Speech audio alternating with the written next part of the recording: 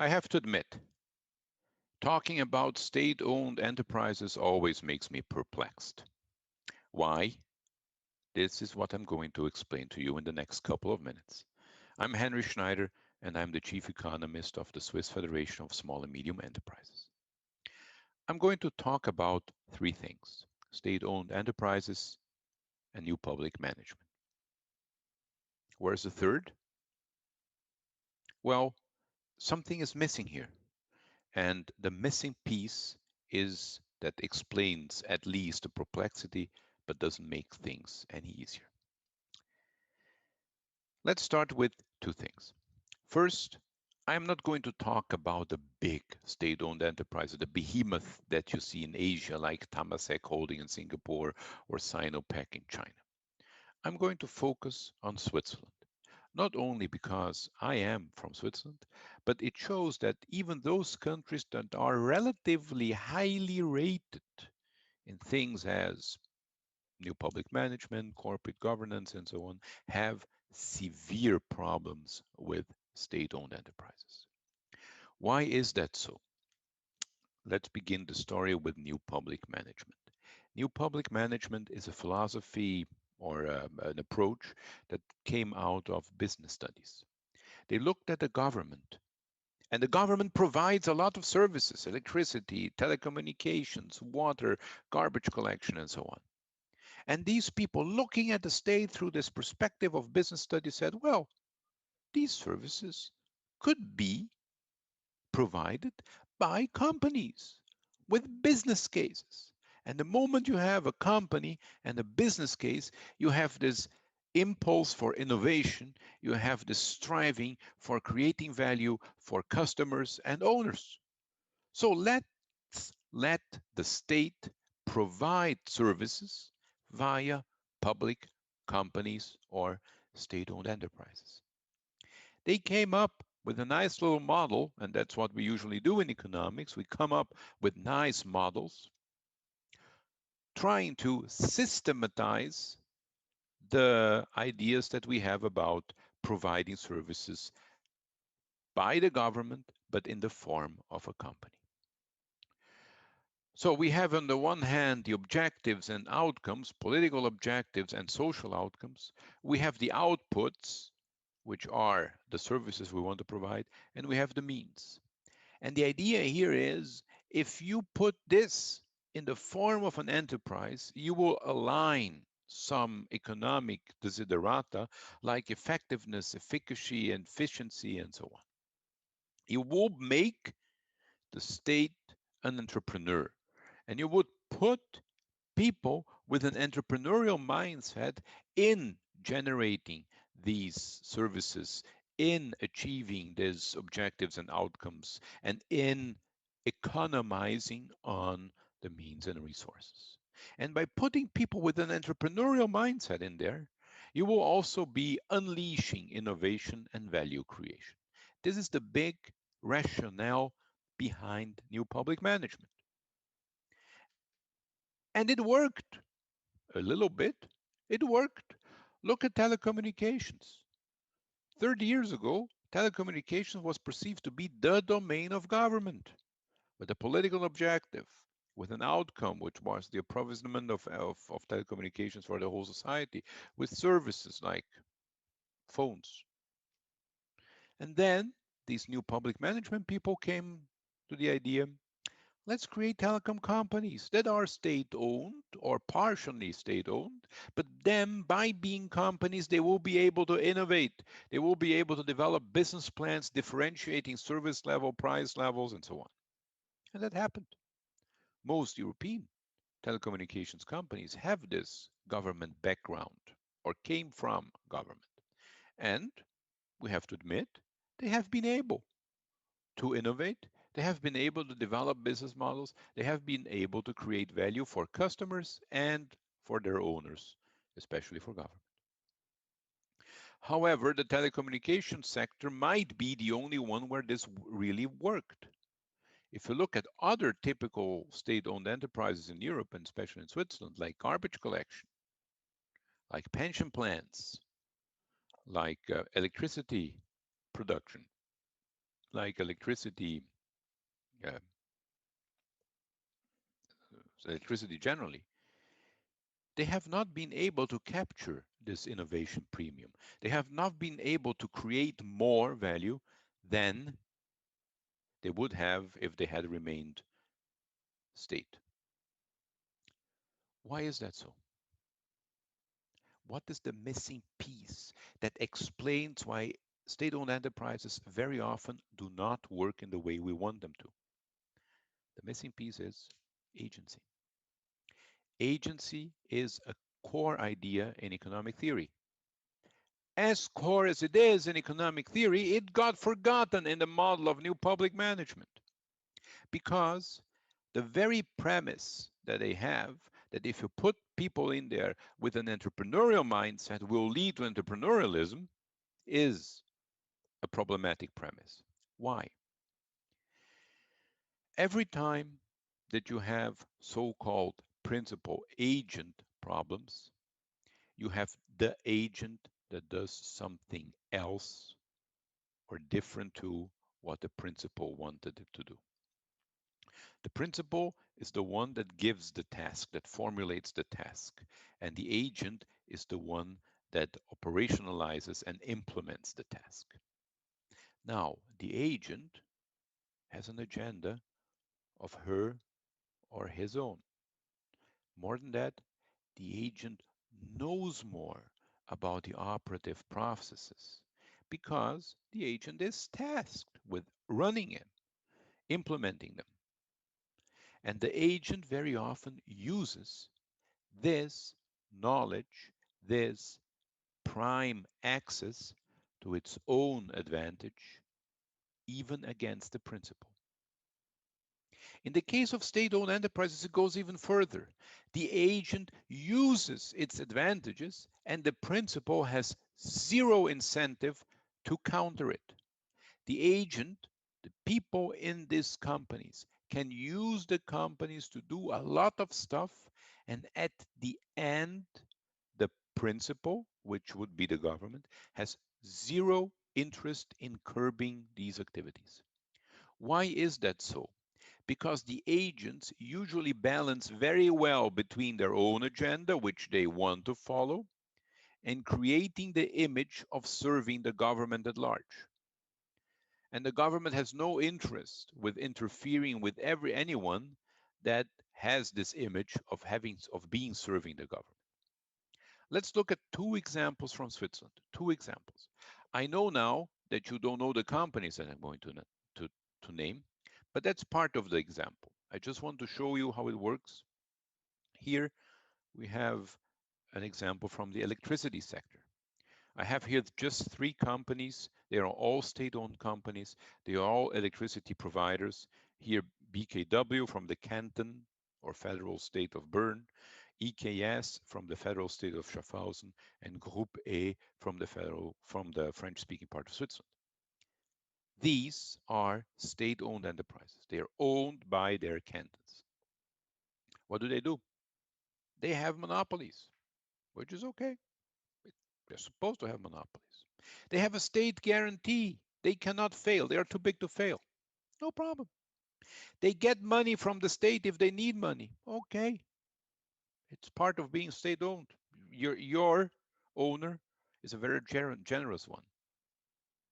But now comes the point. What do all the three companies do? They use their monopoly privileges, they use their state guarantee, and they use the cheap money they have in order to enter other markets, markets where you have bona fide private enterprises. And what do they do in these other markets? They do what they know. They dump the prices. So they go into the other markets and try to set artificially low prices in order to compete with the private providers. Now, you will say, but competition is not bad. Competition is good.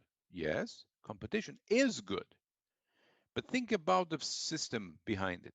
These companies, they have monopolies. They get money for cheap or zero or in fact negative interest rate from the state, and they have a state guarantee. And with these privileges, with their entitlements, they compete against private enterprises, trying to squeeze the private enterprises out of other markets. This is, by most standards, unfair competition. In fact, some of these managers have been convicted by courts of law for infringing on their monopolies or monopoly privileges. However, the dealings of their companies have continued. Why? Because it is the government that oversees it. In Switzerland, we have a thing called the Competition Commission, which is this here. However, the Competition Commission is a state-owned agency. Agency-wise, there is little incentive for them to interfere with other state-owned enterprises. It goes even further than that. The canton or federal state of Bern is the majority owner of BKW. There is a person directly paid by the canton of Bern deciding on competition cases in this competition commission.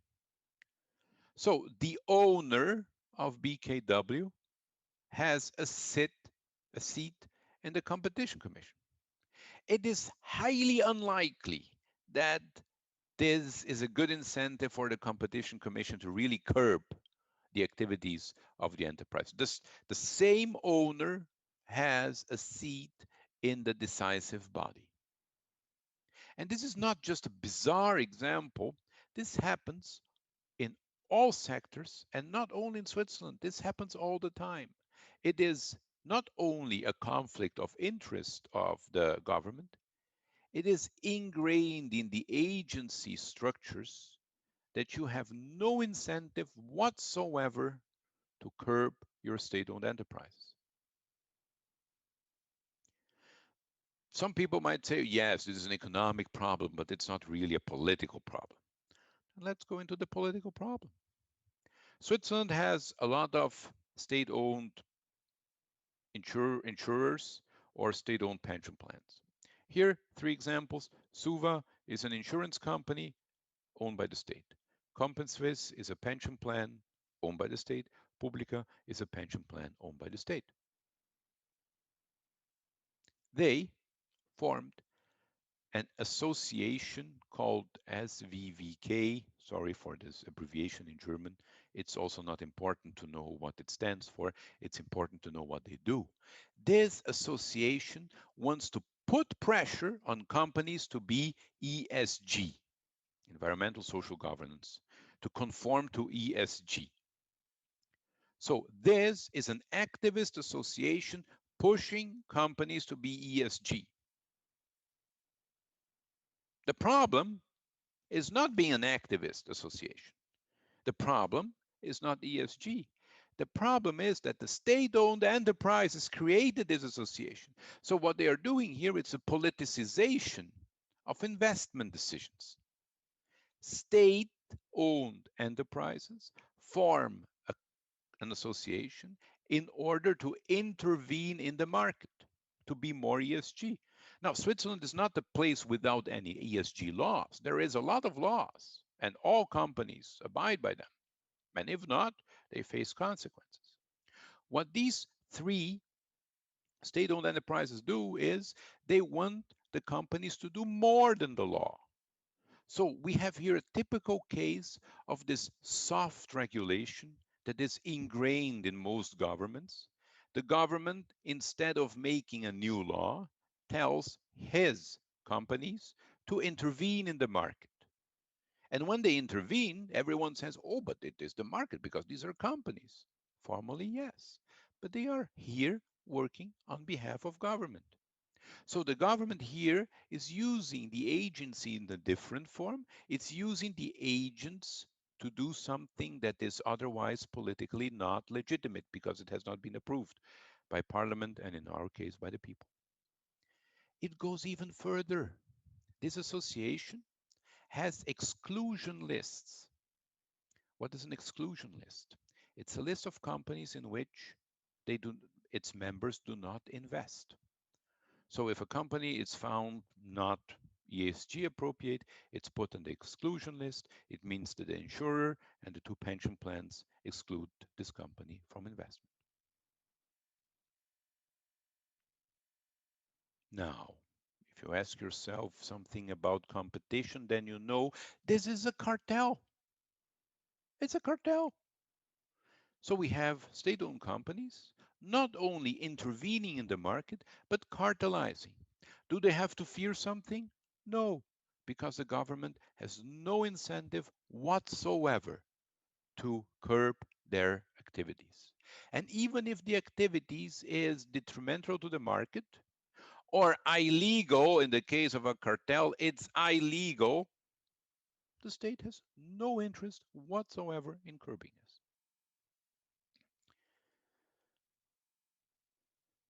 And again, I know that you might think these are granular examples, but that is the perplexity. That's what makes me perplexity. There is always one rationale for accepting state-owned enterprises to do what they are doing. But if you look at it from an aggregate perspective, you will see that this kind of market intervention is the normalcy with state-owned enterprises. They are used to advance different agendas, be them economic, be them political, from different agents, be them governments, be them their own managers. State-owned enterprises are, even in the best regulatory environment, problematic because they have this deeply ingrained agency problem in them. Now, what's the solution? The solution is very simple. The solution would be complete privatization, or if something is politically not deemed to be prone to privatization, would be the government providing all the services on itself.